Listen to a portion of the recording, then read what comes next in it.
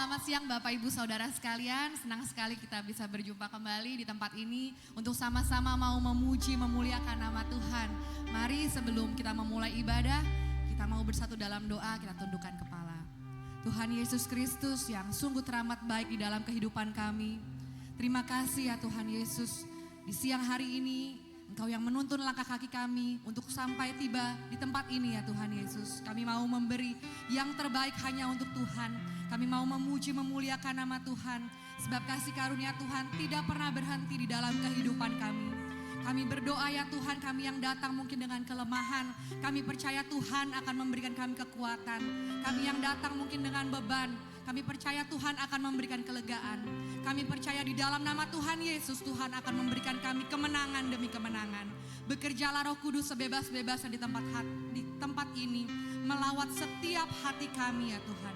Terima kasih Tuhan Yesus, terima kasih. Mari sama-sama jemaat Tuhan yang siap bersuka cita, boleh katakan amin. Mari saya undang semua untuk bangkit berdiri. Kita mau beri yang terbaik buat Tuhan. Kita mau menyerukan namanya.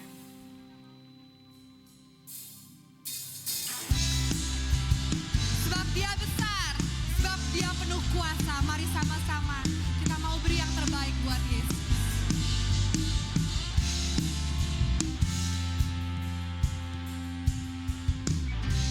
Tuhanku maha besar, Tuhanku maha kuasa, Raja segala raja. Dia takkan tergoyahkan, Dia takkan terkalahkan, Dia hidup dan berkuasa. Serukan namanya, Yesus Tuhan Raja. Segala kuasa tunduk dalam namanya. Mari angkat tangan kita katakan, Dia luar biasa, perkasa mulia, Yesus nama di atas segala nama. Hey, haleluya Yesus.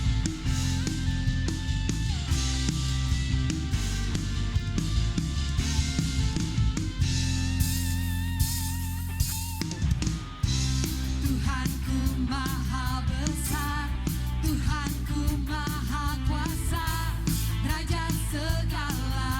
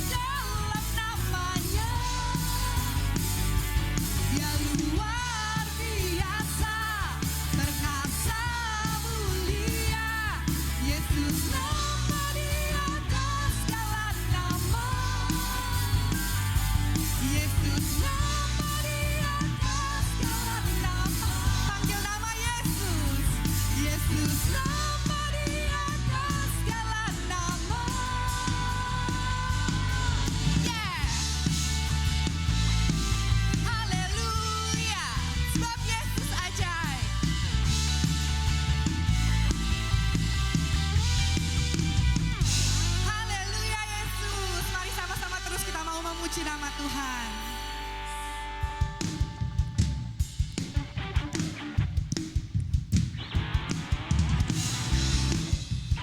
Mari sama-sama kita bertepuk tangan di atas kepala buat Tuhan kita.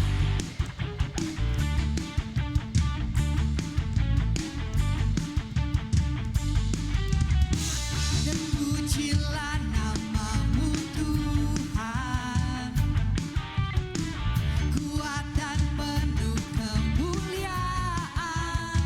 Satu suara kami nyatakan, kebesaran-Mu tetap selamanya. Terpujilah nama-Mu Tuhan. Kau ajaib Yesus, ajaib dan penuh keagungan. Satu hati kami nyatakan, kerajaan-Mu kekal selamanya. Mari serukan.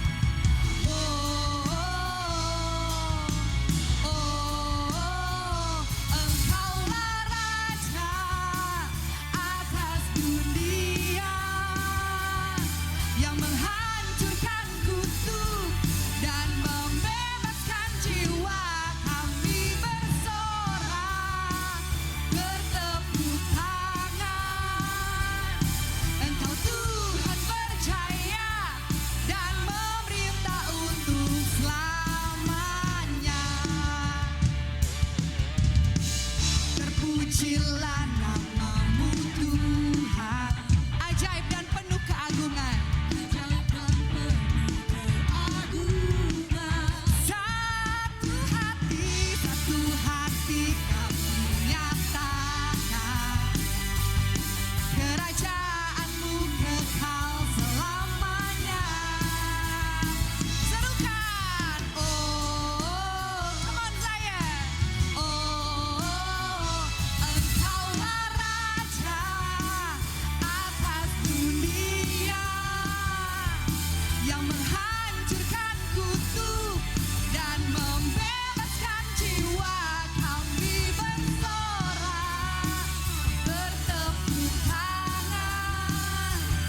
Engkau Tuhan percaya dan memerintah untuk Engkaulah Raja. Mari sama-sama kita bertepuk tangan buat Yesus. Come on. Yang menghancurkan kutuk dan membebaskan jiwa. Engkaulah Raja atas dunia, yang menghancurkan kutuk dan membebaskan jiwa. Kami bersorak, bertepuk tangan. Engkau Tuhan percaya dan memerintah untuk, come on semuanya. Engkau Raja atas dunia, yang menghancurkan kutuk dan membebaskan jiwa.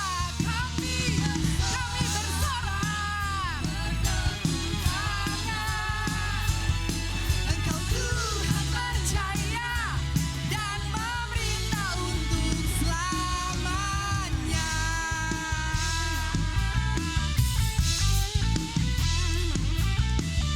Haleluya, sebab Tuhan kita dahsyat. Beri kemuliaan yang meriah buat Tuhan Yesus. Pujilah Engkau Tuhan. Bapak Ibu Saudara dipersilakan duduk kembali. Kami bersyukur Tuhan untuk hari ini. Kami bersyukur untuk semua kemurahan-Mu bagi hidup kami Tuhan.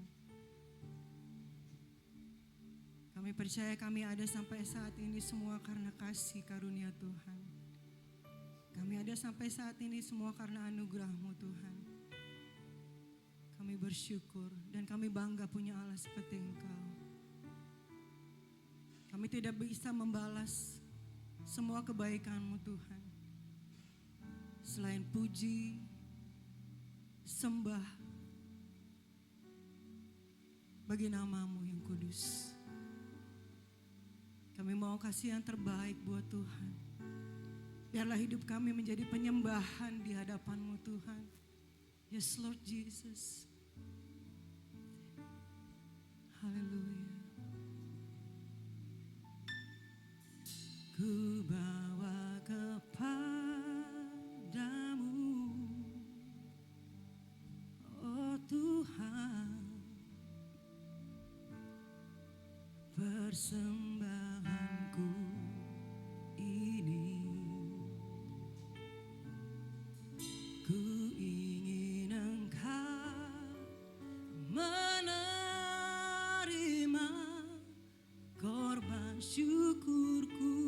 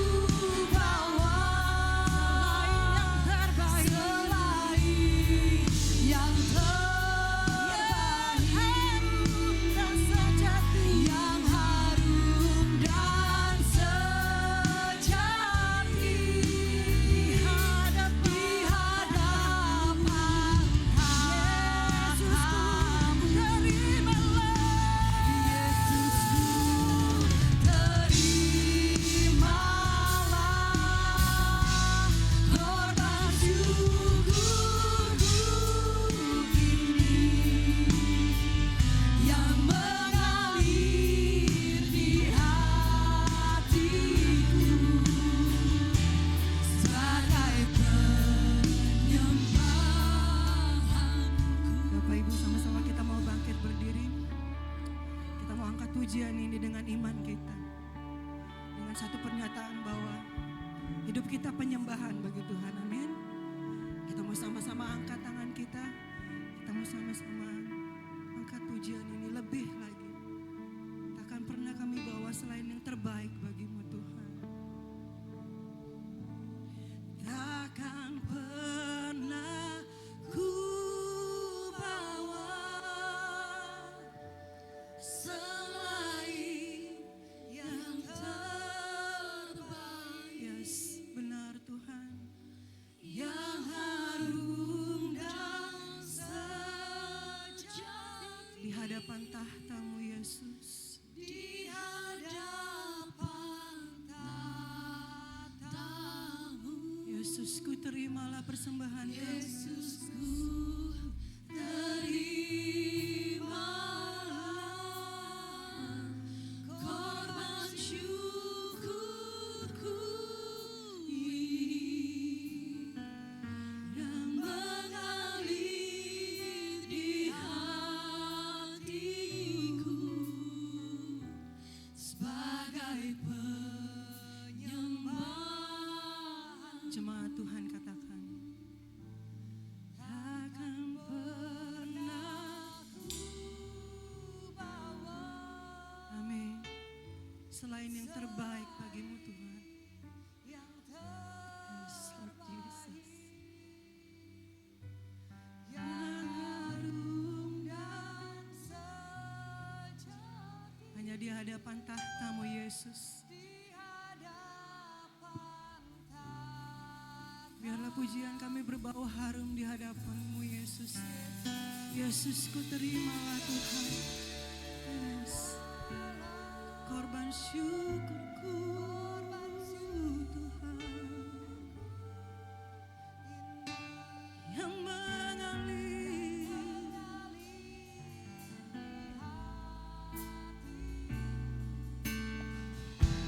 sebagai penyembahan. Kita berikan sorak-sorai bagi nama Tuhan. Takkan pernah ku bawa selain yang terbaik, selain yang terbaik, yang harum dan sejati, yang harum dan sejati di hadapan tahta-Mu Yesusku, terimalah korban syukurku ini yang mengalir di hati, yang mengalir di hatiku, di hatiku, yang mengalir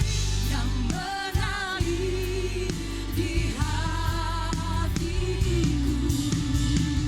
yang mengalir di hati, yang mengalir di hatiku, sebagai penyembahanku. Kami memuji-Mu Tuhan. Kami menyembah-Mu. Kami mengagungkan Tuhan. Saat ini kami datang di hadapan-Mu Tuhan. Kami bawa korban syukur kami di hadapan-Mu. Kami bawa penyembahan kami yang terbaik bagi Tuhan. Dalam mulut lidah kami boleh berkata-kata, Tuhan Yesus, Kau baik. Kau baik. Kau baik bagi Tuhan. Kami bersyukur padamu. Ku mengagumi muliakan Tuhan. Ku memuji kebesaran-Mu. Kami tinggikan nama-Mu. Aku puji ya, oh haleluya.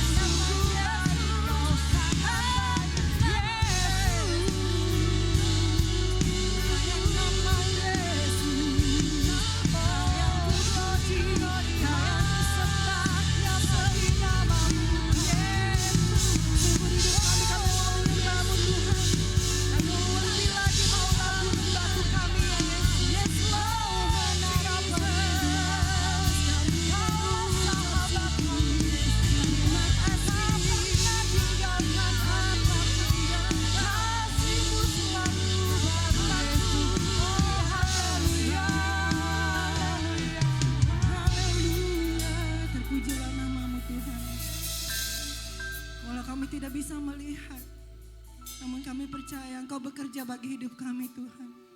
Sepertinya tidak ada jalan. Tapi kami yakin dan percaya Kau yang berperang bagi kami Tuhan. Walau ku tak dapat melihat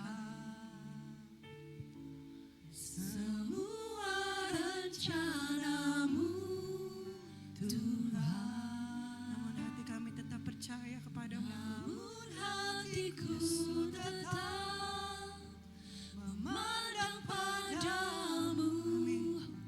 Kau tuntun langkah, tuntun setiap langkah hidup kami Yesus. Walau ku tak dapat berharap, walau ku tak dapat berharap atas kenyataan hidup, atas kenyataan hidupku. Namun hatiku tetap memandang padamu. Kau ada untukku. Walau ku tak dapat melihat, walau ku tak dapat melihat semua rencana-Mu Tuhan, namun hatiku tetap memandang padamu. Kau selalu ada untuk kami Tuhan. Kau tuntun langkah, tuntun setiap langkah hidup kami. Walau ku tak dapat berharap atas kenyataan hidupku. Kami kan melihat, namun hatiku tetap memandang padamu. Kau ada untukku. Saya kembali. Walau ku tak dapat melihat semua rencana-Mu Tuhan, namun hatiku tetap memandang padamu. Kau tuntun langkahku. Walau ku tak dapat berharap atas kenyataan hidupku, namun hatiku tetap memandang padamu. Kau ada untukku. Namun hatiku tetap memandang padamu. Kau ada untukku. Namun hatiku tetap memandangmu. Namun hatiku tetap memandang padamu. Kau ada untukku. Kita beri tepuk tangan yang meriah buat Tuhan. Ketika kita berhadapan dengan sesuatu, seringkali kita berdoa dan bertanya kepada Tuhan, kemana jalan yang harus kami tempuh, langkah apa yang harus kami lakukan selanjutnya. Dan seringkali situasi atau kegelapan yang ada di sekitar kita, itu menutup pandangan kita dari jalan yang harus kita jalani. Satu hal yang Tuhan memberitahukan buat kita adalah, walaupun Tuhan tidak terlihat, bukan berarti Dia tidak bekerja. Alkitab berkata, Dia tetap bekerja sampai hari ini. Tuhan gak harus memperlihatkan apa yang Dia kerjakan, tetapi Dia menjaminkan setiap orang yang percaya pada Tuhan akan dibawa ke tempat yang Tuhan telah sediakan. Pada saat Petrus selesai dari menjala ikan, sepanjang malam dia pulang sampai pagi itu dia tidak dapat apa-apa. Jalannya kosong. Ketika dia merapatkan perahunya sampai ke tepi pantai, ada Yesus yang berkata kepada Petrus, tolak sedikit ke tengah, lalu tebarkan jalamu ke sebelah kanan perahu. Petrus sebagai seorang ahli nelayan, dia akan menggunakan akalnya dan pikirannya, pengalamannya bahwa ikan tidak akan ada di siang hari. Bahkan ikan juga tidak muncul di pantai. Dia ada di tengah danau dan dalam keadaan yang gelap. Karena kalau gelap ikan akan muncul ke atas. Kalau ada matahari ikan akan turun lebih jauh ke dalam. Yang tidak mampu dijangkau oleh jala. Tapi kata Petrus, karena Tuhan yang suruh, dan Petrus melakukan apa yang Tuhan katakan. Dan yang terjadi adalah jala Petrus penuh dengan ikan. Sampai dia sendiri kesulitan untuk mengangkat dan hampir koyak. Tahukah saudara bahwa tugas Petrus adalah dia bawa jalanya, dia bersihkan jalanya. Dan tugas Petrus adalah menebarkan jala. Untuk masuk ikan ke dalam jala itu urusan Tuhan, bukan urusan Petrus. Di sini memberi petunjuk bagi setiap kita. Orang-orang yang mengandalkan Tuhan, orang-orang yang berjalan bersama dengan Tuhan, bagian kita adalah percaya Tuhan itu ajaib. Percaya Tuhan tetap bekerja. Percaya Tuhan menyertai. Tuhan memberikan kita talenta, Tuhan memberikan kita skill, Tuhan memberikan kita kemampuan. Bagian anak-anak Tuhan adalah mengerjakan apa yang Tuhan telah berikan bagi kita. Bagian anak-anak Tuhan adalah berjalan terus sesuai dengan panggilan Tuhan. Masalah jawaban doa itu urusan Tuhan. Dia punya waktu yang tepat dan dia punya cara yang tepat. Itu sebabnya di hari ini Tuhan, kami percaya walaupun kami gak lihat, walaupun mungkin tidak jelas di depan kami, tapi janji Tuhan, kami punya Tuhan yang tidak pernah berubah. Kami punya Yesus yang tidak pernah berganti. Kenyataan bisa berubah, suasana bisa berganti, tapi Yesus Tuhan tidak pernah berubah. Oleh sebab itu Bapak Ibu Saudara yang dikasih Tuhan, mari hampiri Tuhan. Pada waktu kita mengangkat pujian ini, kita sedang mengatakan iman kita. Walaupun kami gak lihat, walaupun kenyataannya gak ada sesuai harapan, tapi kami punya Tuhan yang sanggup menolong kami. Kami punya Tuhan yang sanggup bela kami. Mujizat Tuhan pasti terjadi.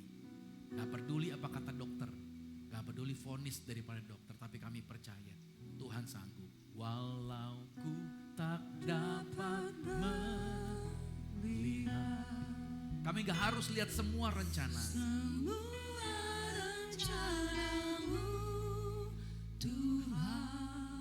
Tapi kami mau tetap melihat, memandang padamu. Tetap memandang padamu, kau tuntun langkahku.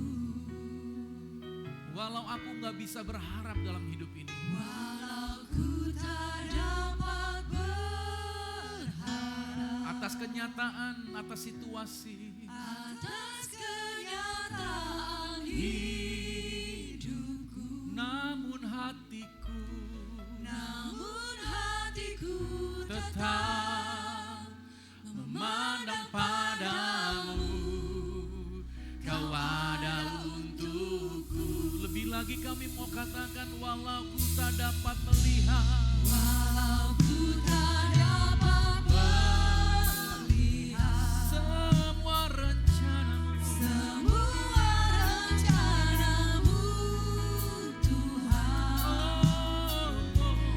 Namun hatiku tetap memandang padamu. Kau tuntun langkahku. haleluya. Walau ku tak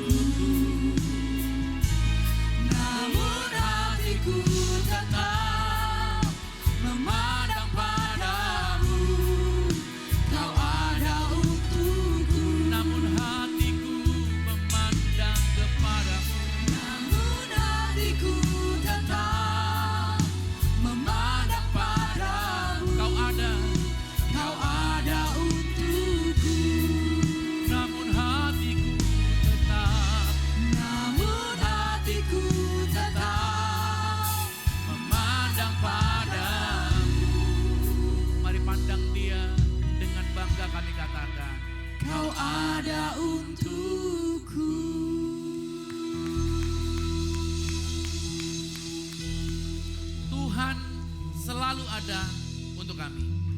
Tidak pernah sedikit pun Engkau menjauh, tidak pernah sedetik pun Engkau meninggalkan.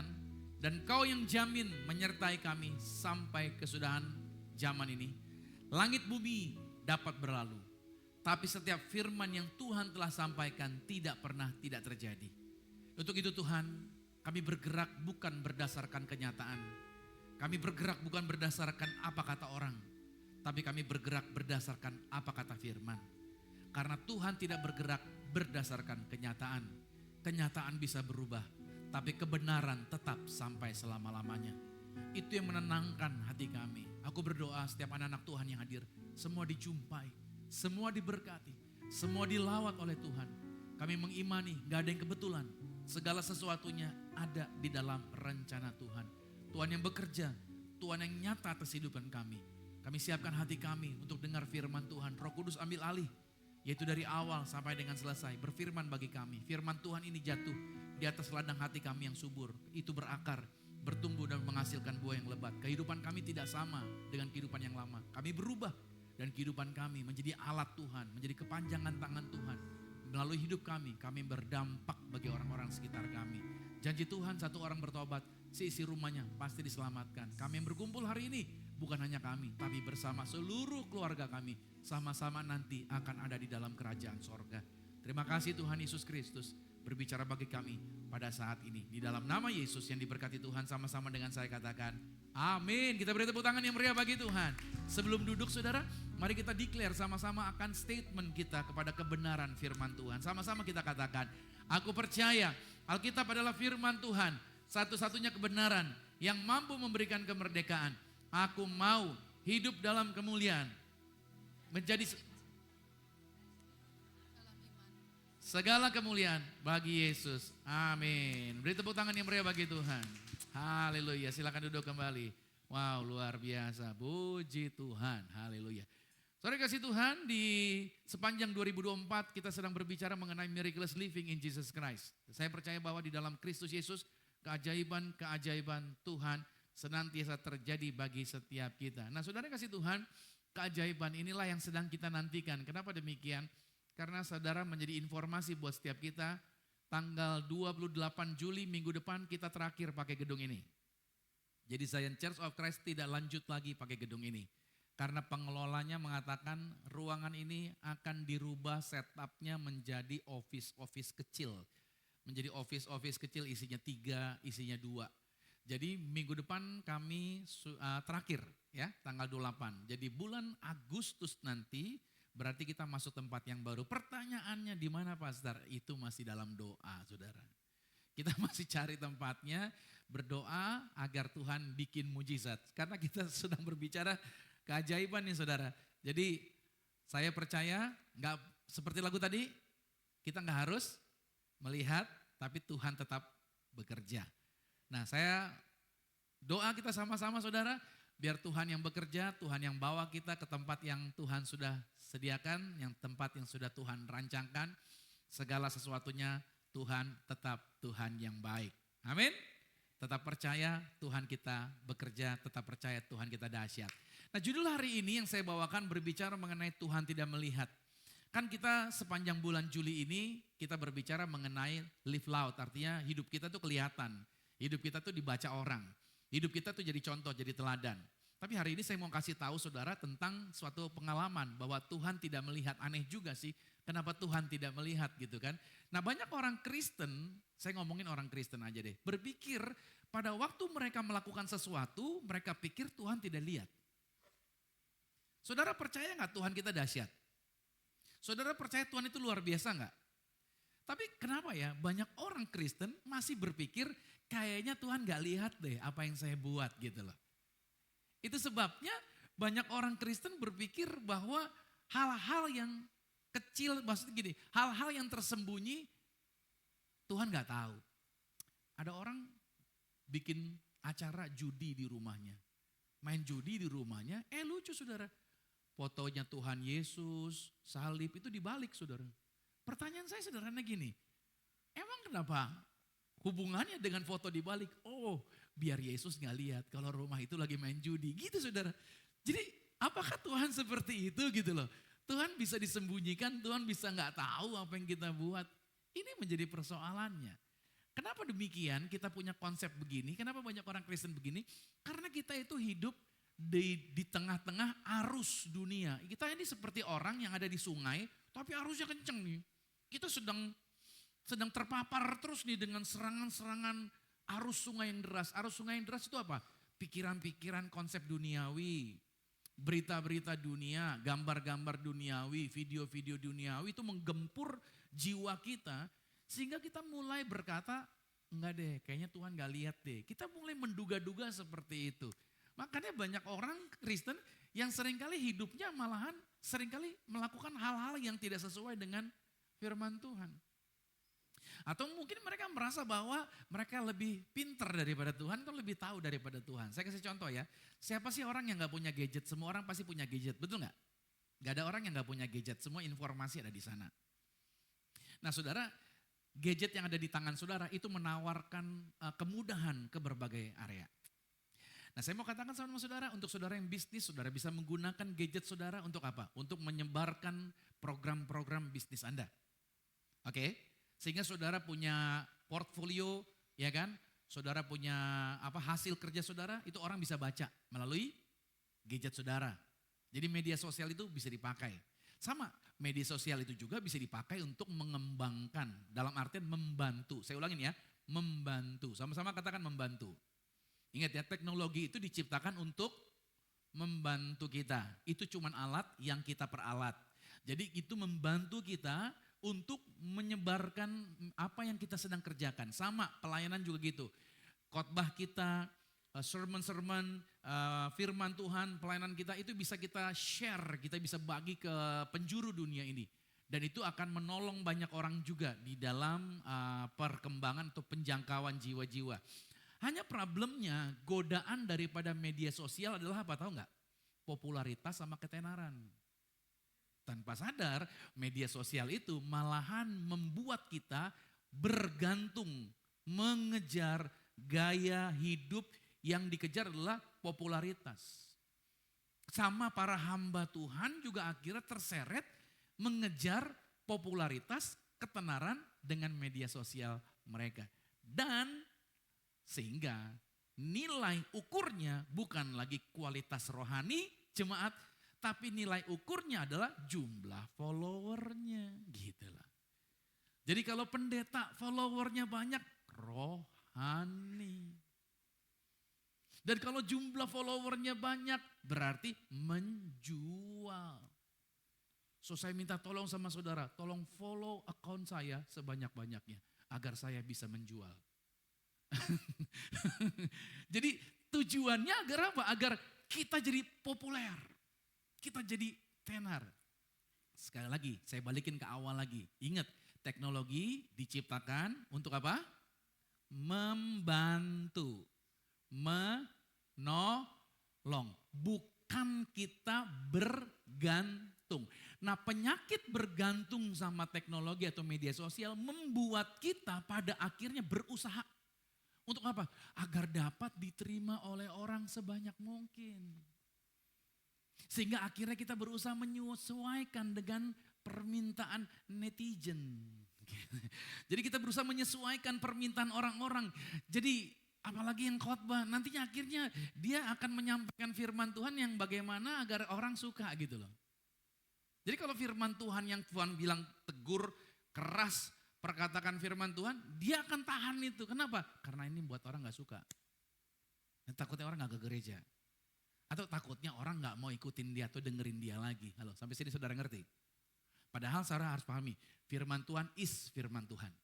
Yang membuat orang bertobat, yang membuat orang berubah bukan gara-gara gaya pendetanya, tetapi gara-gara firman Tuhan itu sendiri. Firman Tuhan dikatakan sampaikan firman Tuhan baik tidak baik waktunya.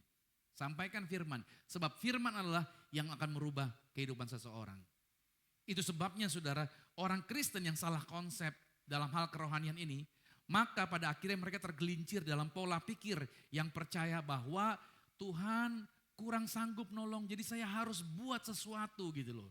Kayaknya Tuhan gak bisa promosiin saya, makanya saya yang harus promosiin diri saya gitu loh. Dengan berbagai macam cara. Sehingga tampil pikiran-pikiran di dalam pikiran kita. Dari awal saya sudah tanya sama saudara, Tuhan hebat enggak? Tuhan itu canggih enggak? Tuhan maha tahu enggak? Akhirnya kita mulai menurunkan kualitas Tuhan dan kita berpikir bahwa kita bisa lebih hebat daripada Tuhan.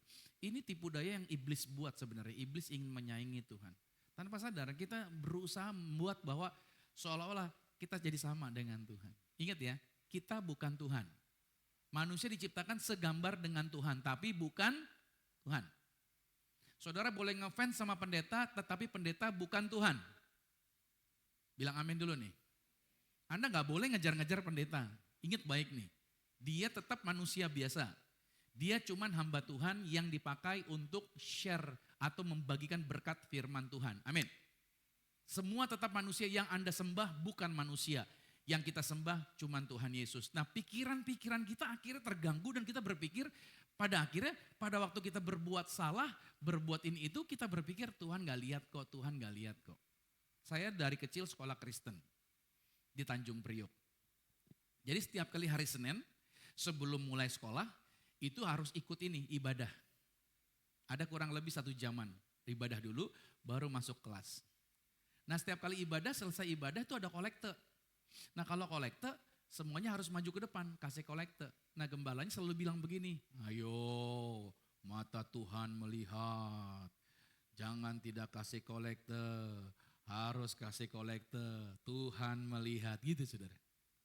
Bahkan ada lagunya dari sekolah minggu kan, mata Tuhan melihat apa yang kau perbuat, baik yang baik, baik yang jahat, oleh sebab itulah jangan berbuat jahat. Tuhan melihat.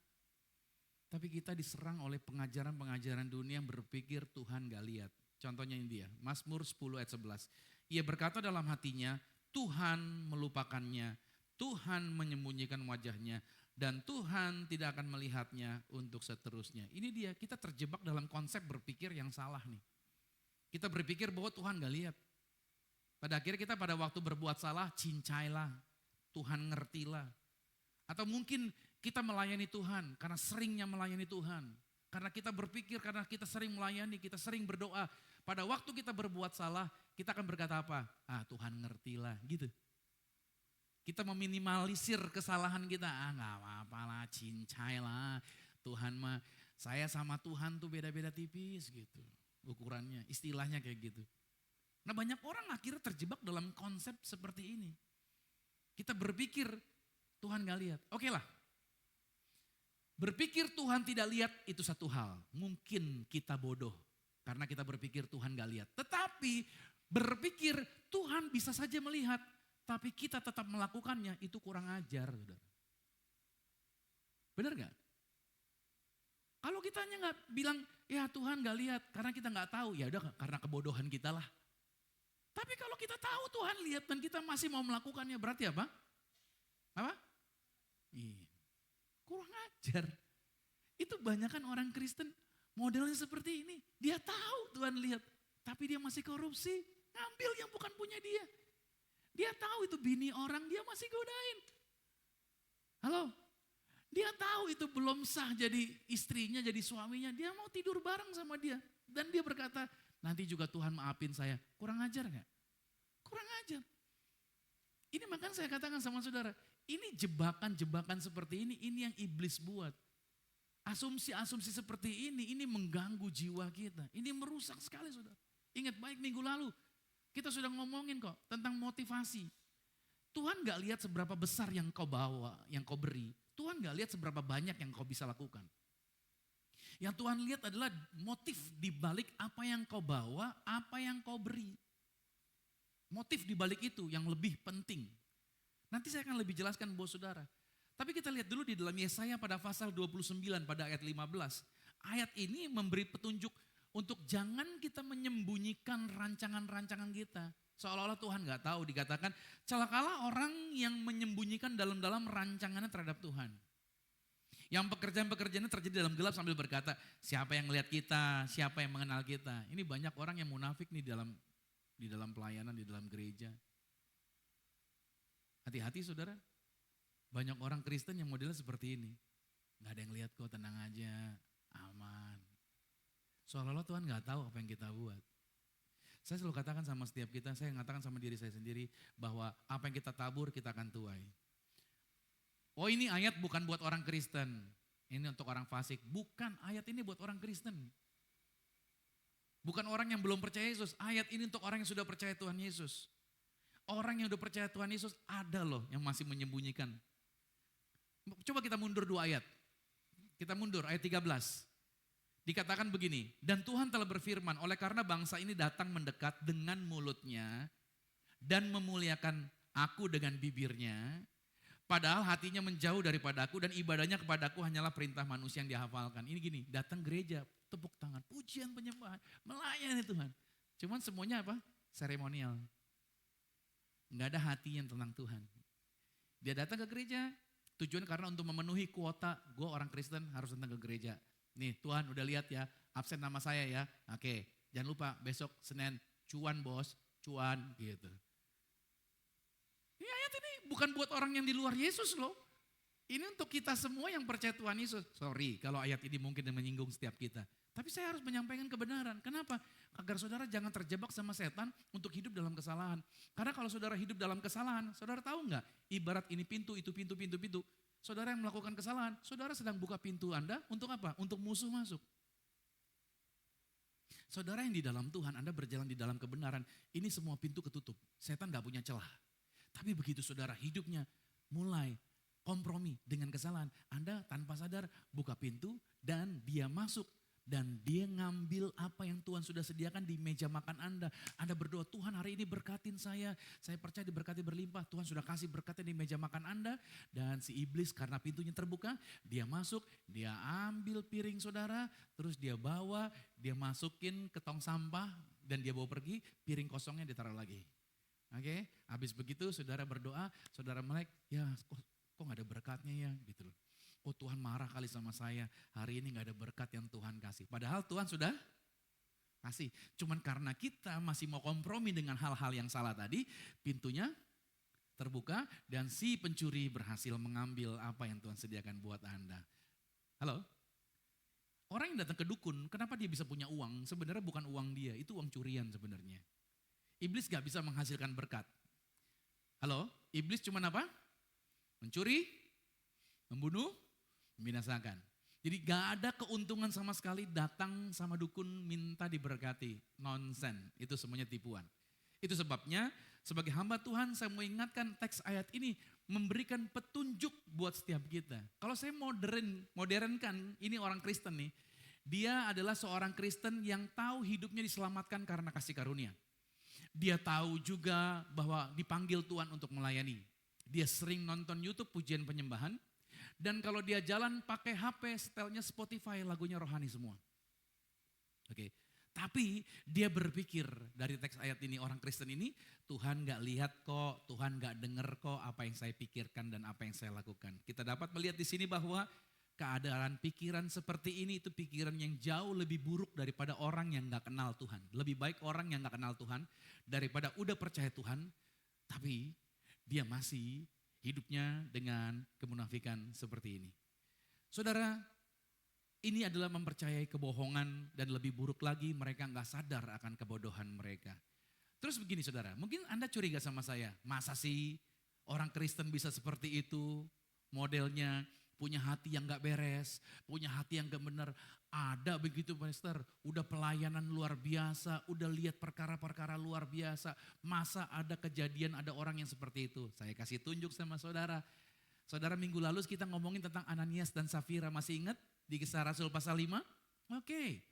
2 orang ini bukan orang biasa, orang yang melayani Tuhan. 2 orang ini mata mereka melihat mujizat-mujizat yang dikerjakan oleh para rasul. Tapi persoalannya Ananias dan Safira bukan pada pasal 5-nya. Coba kita mundur dulu ke pasal 4. Mari kita lihat bersama-sama. Di dalam Kisah Rasul 4 ayat 36 dikatakan begini. Demikian pula dengan Yusuf yang oleh rasul-rasul disebut Barnabas, artinya anak penghiburan. Seorang Lewi dari mana? Yang kenceng dari mana? Siprus. Apa yang terjadi? Orang ini Yusuf menjual ladang miliknya yang ada di kota Siprus, lalu membawa uangnya itu dan meletakkannya di depan kaki rasul-rasul. Saya kasih ilustrasi, saya kasih gambaran. Siprus itu sebuah pulau. Pulau yang sangat kaya, melimpah dengan batu mulia. Siprus penuh dengan tambang tembaga, tambang besi. Persediaan kayunya melimpah sangat banyak. Pulau Siprus terkenal dengan bunganya, buah-buahnya yaitu buah anggur dan minyaknya. Jadi pulau Siprus ini pulau di mana pulau yang menghasilkan penghasilan yang besar. Jadi kalau Anda punya tanah di Siprus, kemungkinan Anda orang kaya. Berarti Lewi dari Siprus, dia menjual tanahnya di Siprus. Berarti ini orang kaya. Paham sampai di sini? Saya kasih gambaran, saudara punya tanah di Bontang, Kalimantan Timur. Kalimantan Timur itu banyak tambang, betul ya? Saudara punya tanah yang ada tambangnya, kaya nggak? Anda jual itu tanah, kaya nggak? Duit saudara miliaran, saudara triliunan itu kaya. Nah kejadiannya kayak gitu. Dia jual, terus dia bawa ke depan para rasul. Di hadapan semua orang. Jadi bayangin saudara, dia bawa uang banyak. Ini kami kasih hasil penjualan karena tanah kami di Siprus. Untuk pelayanan para rasul. Wow, mendadak semua mata orang melihatnya kepada siapa? Kepada Yusuf ini. Mata orang, termasuk siapa? Ananias dan Safira. And then what next? Apa yang terjadi? Ketika ada orang newcomers bawa persembahan gede. Kita lihat dulu sebentar di dalam Kisah Rasul 5 ayat yang pertama. Teksnya berkata begini. Kisah Rasul 5 pada ayat yang pertama. Ada seorang lain yang bernama Ananias. Ia beserta istrinya Safira menjual sebidang tanah. Oke. Ini pasal 5, setelah pasal 4 tadi. Oke. Kalau saudara ngeliat gini, gak ada bedanya ya. Apa yang berbeda? Apa yang menarik perhatian? Oke, saya ajak saudara ikut teks bahasa Inggrisnya. Di dalam teks bahasa Inggrisnya, perhatikan baik-baik. But a certain man named Ananias with Sapphira his wife sold a possession. Ayat ini dimulai dengan kata but. But itu konjungsi, kata sambung. Berarti ayat ini adalah timbulnya sambungan dari ayat sebelumnya. Balik lagi ke ayat sebelumnya. Ayat sebelumnya kita melihat di sini ayat 37 ini pasal 4 ayat 37 terakhir. Habis ini langsung masuk ayatnya pasal yang kelima. Jadi setelah Yusuf membawa uangnya baru responnya masuk lagi pasal 5. Nah pasal 5 inilah responnya. Tetapi ada seorang yang bernama Ananias dan Safira istrinya langsung meresponi mereka menjual tanahnya. Perhatikan saudara di sini, artinya Ananias dan Safira merasa terganggu, insecure. Karena ada orang yang bawa uang lebih banyak. Karena minggu lalu saya katakan sama saudara, Ananias dan Safira dianggap sebagai pemberi yang terbesar di jemaat. Tetapi begitu ada orang bawa uang yang begitu banyaknya, mereka langsung merasa terganggu. Karena selama ini mata orang melihat kepada mereka. Ingat, memberi itu sebuah karunia saudara. Memberi, melayani, menasihati, itu adalah karunia-karunia yang Tuhan percayakan. Dan biasanya selalu yang namanya karunia itu pasti dapat respect, pasti dapat pujian. Contohnya nih, orang yang berdiri di panggung ini, mereka punya talent, mereka punya karunia. Saudara respect gak sama mereka? Respect gak? Respect. Saudara bisa berkata gak, wah puji Tuhan ya pelayanan kamu memberkati kami. Betul gak? Jadi semua orang ini yang melayani mendapat pujian. Termasuk Ananias dan Safira. Mereka memberi dan orang-orang berkata, kalian orang yang murah hati ya. Kalian orang yang luar biasa. Nah tanpa sadar mereka menikmati respect, menikmati pujian dari orang-orang. Yang tanpa mereka duga pada akhirnya itu menyedot perhatian mereka. Itu yang saya mau katakan sama saudara. Ternyata ada di gereja ya. Orang yang datang melayani Tuhan, kok hatinya ternyata bisa memiliki hati yang tidak baik. Dalam Roma 12 ayat yang ke-8 dikatakan inilah karunia yang saudara. Bahwa berbagai karunia termasuk yang namanya memberi. Hendaklah ia melakukan dengan hati yang ikhlas. Barang siapa membagi-bagikan sesuatu itu memberi. Berarti orang kalau nggak dikasih karunia memberi sulit. Saya berdoa bahwa saudara, roh Tuhan bekerja dalam diri saudara. Makanya memberi itu butuh karunia. Karena itu bukan punya kita, itu punya Tuhan. Tuhan memberikannya di dalam diri kita. Nah, kembali kepada Ananias dan Safira. Dua orang ini saudara, mereka berencana langsung. Mereka langsung berunding, gawat nih, ada orang baru nih, bawa uang banyak nih. Mata orang sekarang ngeliatnya ke mereka, gak ke kita lagi nih. Saudara pernah punya pengalaman seperti ini gak? Merasa gak aman di kantor saudara. Ada orang yang lebih pinter, bos tiba-tiba ngarahnya ke dia gitu. Atau ada saingan bisnis saudara yang baru masuk di tempat di mana Anda juga ada berbisnis di sana. Ya kan? Wah, Anda mulai takut proyeknya gak dikasih sama saudara. Pikiran-pikiran seperti ini berbahaya saudara. Maka saya katakan sama saudara, Tuhan tahu memberkati setiap kita. Jangan terganggu dengan apa yang orang lain buat. Saya cuma mau katakan, selalu akan ada orang yang lebih daripada kita. Selalu ada orang yang lebih pintar dari kita, betul?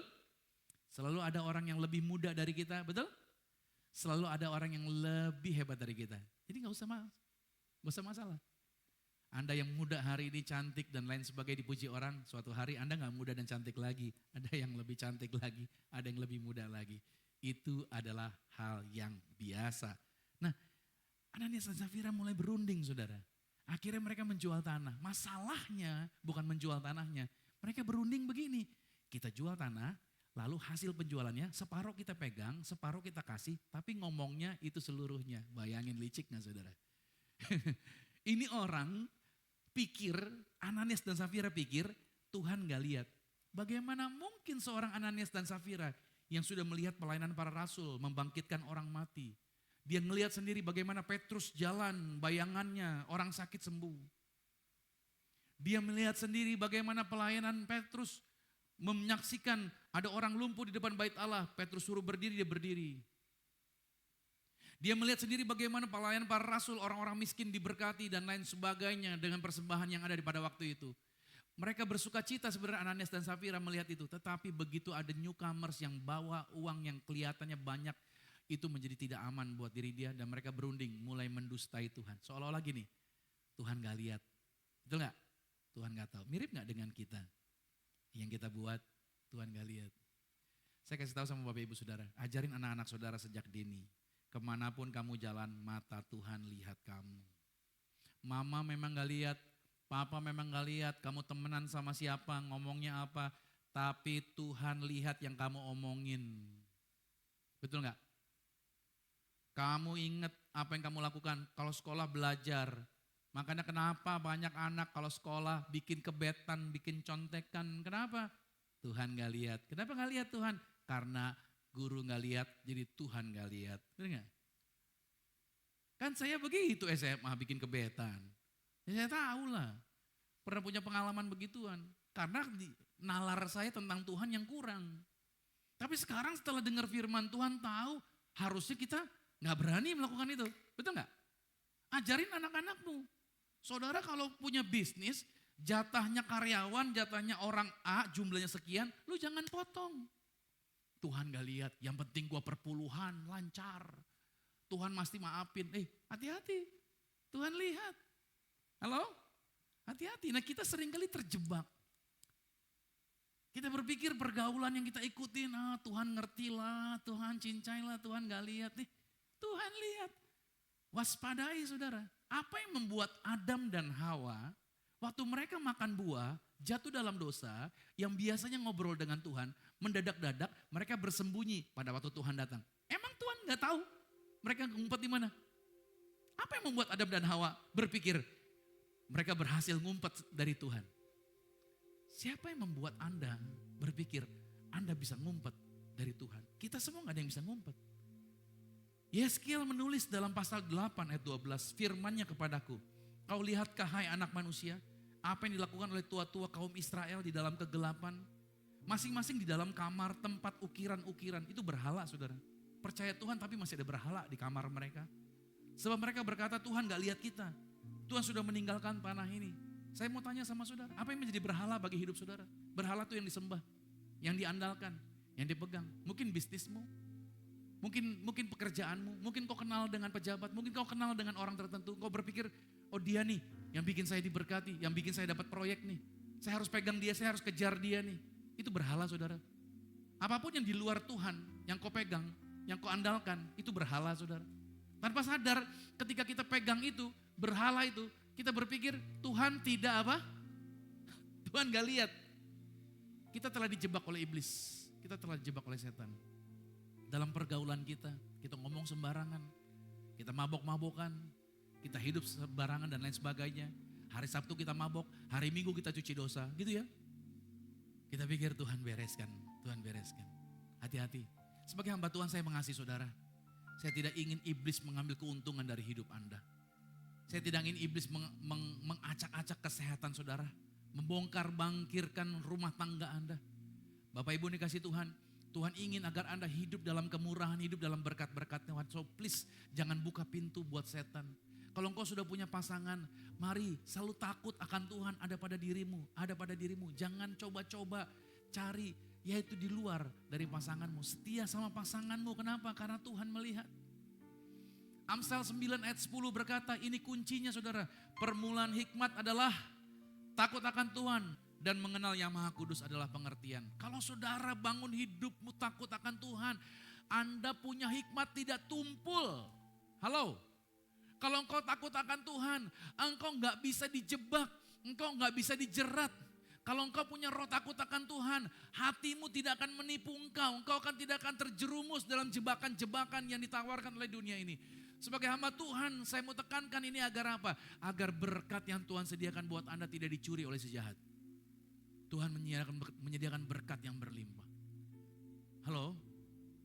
Tuhan gak tahu hati kita, Tuhan tahu hati kita. Apa yang kita pikirkan dalam hati kita? Apa yang saudara lakukan di tempat Anda yang tersembunyi pun Tuhan tahu. Jadi mulai hari ini selalu ingat Tuhan tahu. Mari kita hampiri Tuhan. Tuhan Yesus, hari ini kami belajar firman-Mu Tuhan. Dari Ananias dan Safira, situasi kejadian ini pastinya terjadi. Mereka orang yang rohani, mereka orang yang percaya Tuhan, mereka orang yang melayani Tuhan, mereka orang yang berkorban untuk pelayanan. Mereka memberi dalam apapun yang mereka lakukan. Tetapi akhirnya mereka terjebak dalam situasi yang negatif. Mereka memiliki motivasi bukan untuk kemuliaan, tetapi untuk mencari pemuliaan diri sendiri. Dan ini menjadi godaan di dalam kehidupan anak-anak Tuhan di zaman modern ini khususnya. Iblis ingin menipu kami, bahkan diri kami sendiri berusaha menipu kami. Agar kami berpikir bahwa seolah-olah ketika kami berpikir tidak benar, ketika kami menaruh siasat yang salah di dalam diri kami berpikir Tuhan tidak lihat atau Tuhan oke-oke aja. Tapi ternyata kebenaran is kebenaran. Alkitab tidak pernah berubah. Kudus adalah tetap kudus, suci adalah tetap suci. Tuhan hari ini kami belajar untuk kami menyadari akan kesalahan-kesalahan pikiran ini. Agar kami memiliki hati yang takut akan Tuhan. Kami punya hati yang takut akan Tuhan agar kami tidak tumpul. Agar kami tidak mencurigai pekerjaan Tuhan. Agar kami tidak mencurigai hadirat Tuhan. Justru kami belajar menjadi orang-orang yang tulus dan percaya. Tuhan punya rencana yang besar. Tuhan punya rencana yang luar biasa. Hari ini kami belajar Tuhan.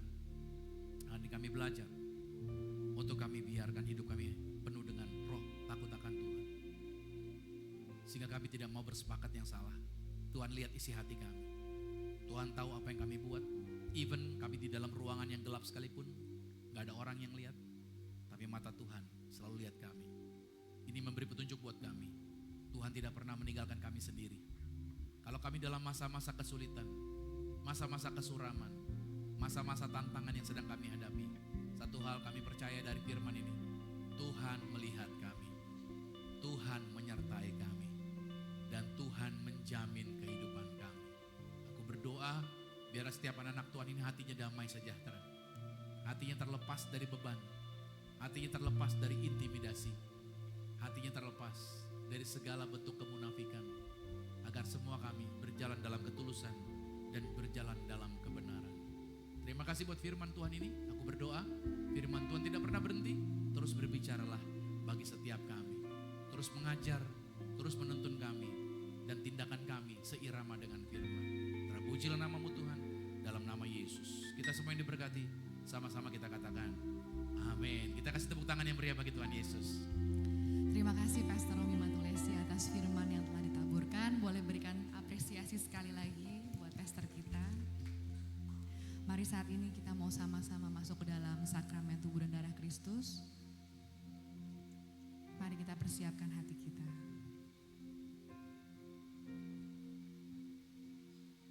Dia sungguh indah, Dia Yesus,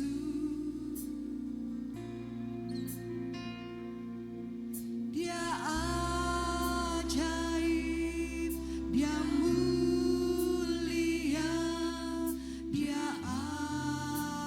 agung, Dia cinta daku dan ampuniku,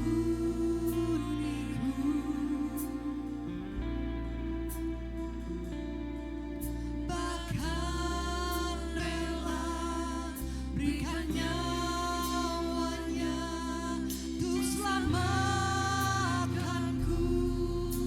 Mari sama-sama kita bangkit berdiri. Sambutlah Yesus, tinggikan Yesus, beri Dia hormat, pujian dan kuasa.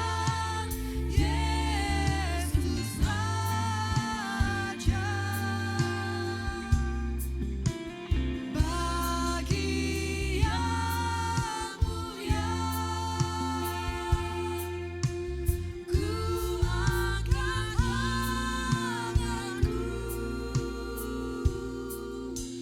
Kau ku puja, ku cinta, ku sembah, haleluya.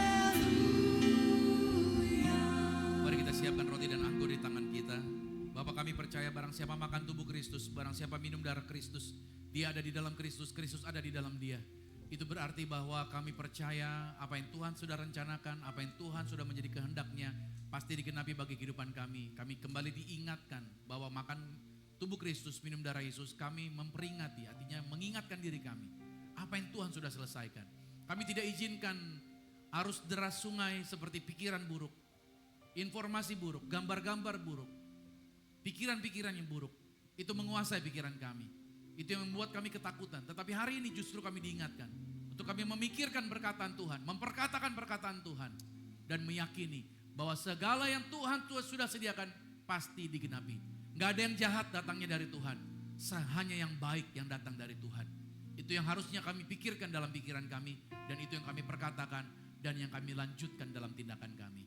Mari kita angkat rotinya di atas kepala. Dengan iman sama-sama saya katakan, dalam nama Tuhan Yesus, inilah roti yang telah turun dari surga. Inilah tubuh Tuhan Yesus Kristus yang tergantung di atas kayu salib, yang memberikan kami bersama dengan keluarga kehidupan yang kekal di dalam kerajaan sorga.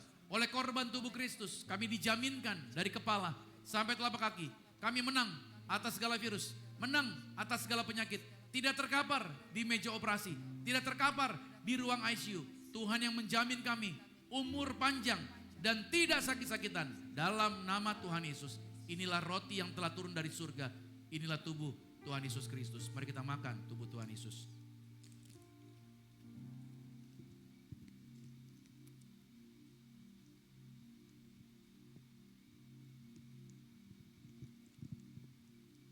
Mari kita angkat anggur ini di atas kepala. Mari dengan iman bersama-sama dengan saya katakan, dalam nama Tuhan Yesus, inilah darah Yesus Kristus, darah yang tercurah, darah yang tertumpah di atas kayu salib sebagai perjanjian yang baru dan yang kekal. Oleh korban darah Yesus, maka mulai saat ini sampai selama-lamanya bersama keluarga kami semua termeterai menjadi warga sorga. Kami meyakini satu orang bertobat, seisi rumahnya pasti diselamatkan. Oleh korban darah Yesus, kami percaya dijagai pasukan malaikat, tidak jatuh, tidak celaka, tidak bahaya. Segala rancangan jahat, setan, tuyul, dukun-dukun, Lucifer, bahkan rancangan orang jahat tidak berkuasa atas hidup kami. Kami punya iman, mulut kami diberkati. Setiap doa kami dibuat Tuhan, pasti berhasil. Kami punya iman, diangkat naik jadi kepala, bukan ekor. Maka kami percaya yang kami pegang, yang kami kerjakan di dalam karir, bisnis, proyek, usaha, studi, pelayanan kami, bahkan Zion Church diurapi penuh kemuliaan, mujizat Tuhan terjadi atas gereja ini. Dalam nama Yesus, inilah darah Yesus Kristus. Mari kita minum darah Tuhan Yesus.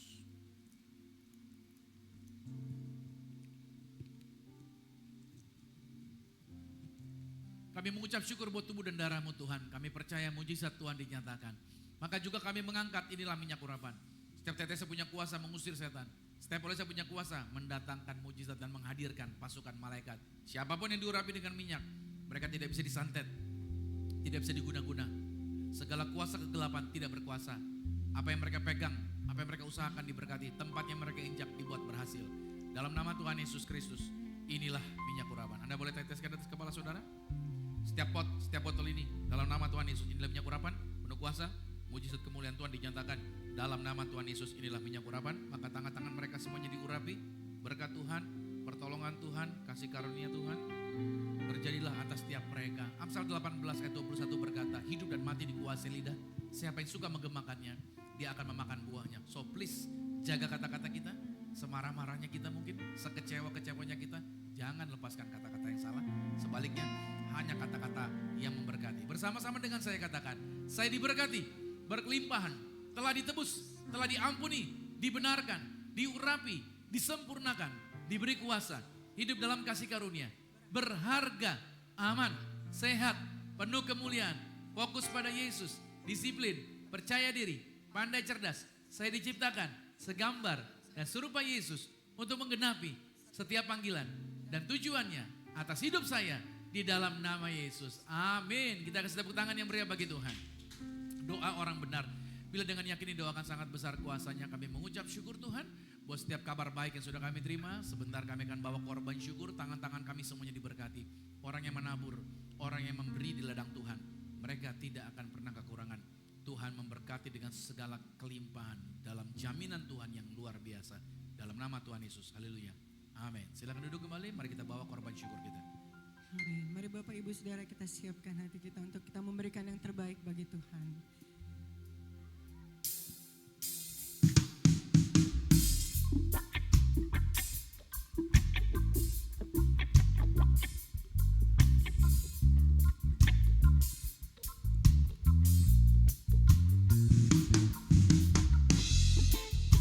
Kau mempesona, segala perbuatanmu hapuskan raguku. Kau buktikan kasih-Mu, mati bagiku, hapuskan dosaku. Sungguh kau mempesona, segala perbuatanmu hapuskan raguku. Kau buktikan kasih-Mu mati bagi kami Tuhan. Kau buktikan kasih-Mu, mati bagiku, hapuskan dosaku. Kau ubahkan hidupku, semua menjadi baru. Sekarang ku bersumpah di dalam-Mu, Yesusku. Kau jaga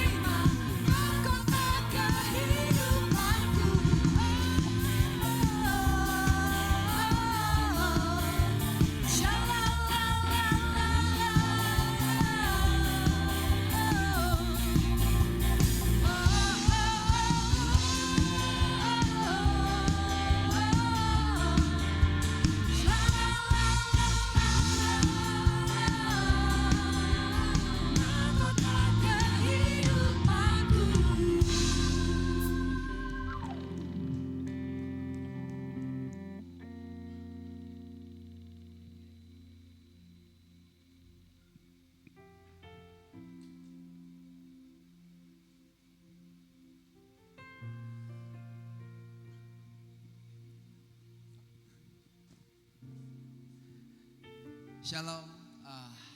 Sebelum kita tutup dalam berkat, saya ada beberapa pengumuman yang mau disampaikan. Yang pertama, kami mengundang Bapak Ibu untuk bergabung dalam komunitas sel di Zion Church yang bernama iConnect. Dengan iConnect kita akan bisa sharing bersama, kemudian juga akan berbagi dan saling menguatkan. Seperti tadi disampaikan, mungkin ada hal-hal yang kita pendam, ada hal-hal yang kita sembunyikan, dan melalui komunitas ini kita berharap juga kita bisa saling memberikan jalan keluar dalam Yesus. Kemudian kami juga mau mengundang Bapak Ibu yang mau bergabung dalam pelayanan sebagai volunteer ataupun sebagai praise and worship, sebagai media. Silakan bergabung dan mendaftar di depan dengan petugas yang ada. Dan juga kami mengingatkan untuk mengikuti media sosial di Zion Church.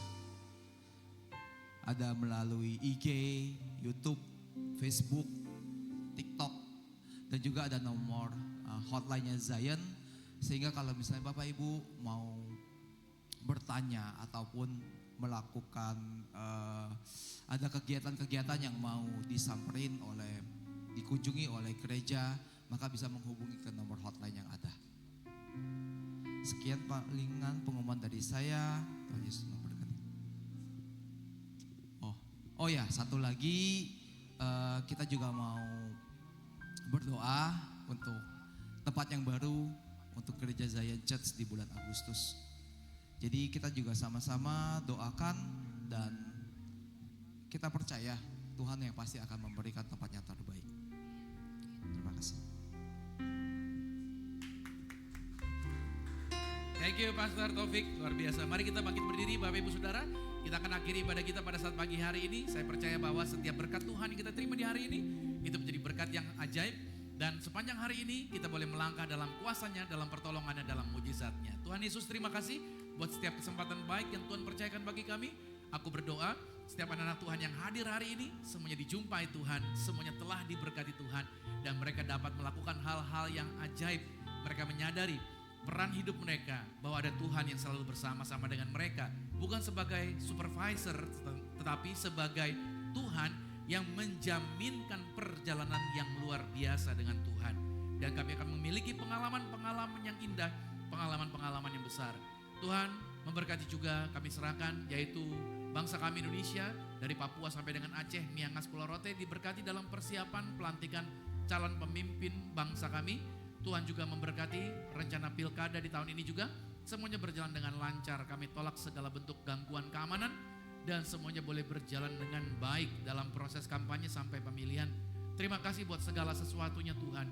Kami menyerahkan juga gereja kami Zion Church of Christ. Tuhan, kami percaya keajaiban Tuhan ada bersama dengan gereja kami. Tuhan yang bawa kami ke tempat-tempat yang luar biasa. Kami boleh ada di tempat ini, di gedung ini juga semuanya karena kasih karunia Tuhan. Maka step selanjutnya Tuhan bawa kami ke level yang baru, ke tempat yang baru. Dan terima kasih buat setiap bagian berkat yang Tuhan sudah sediakan. Mereka yang support di dalam pelayanan ini diberkati dan digantikan berkat yang luar biasa berlimpah atas kehidupan mereka. Terima kasih Tuhan buat setiap kebaikan yang Tuhan sudah sediakan atas gereja ini. Maka kalau sebentar kami akan pulang, Tuhan kami percaya berkat Tuhan ada bersama dengan kami. Dan setiap mereka juga yang terlibat ataupun ikut ibadah ini secara online juga diberkati Tuhan.